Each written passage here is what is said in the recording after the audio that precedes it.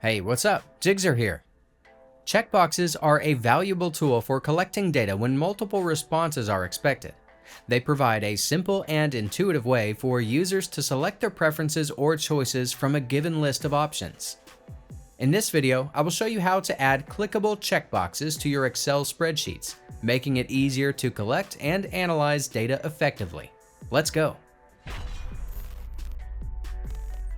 To insert a checkbox into your Excel spreadsheet, you need the Developer tab on your ribbon. If it's not visible, right-click on the ribbon and select Customize the ribbon. Check the Developer option from the Main Tabs panel and click OK.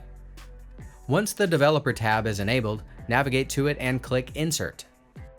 Select the checkbox icon under the Form Controls menu and drag the crosshair to the desired cell. To modify or remove the default text, right-click the checkbox and choose Edit Text.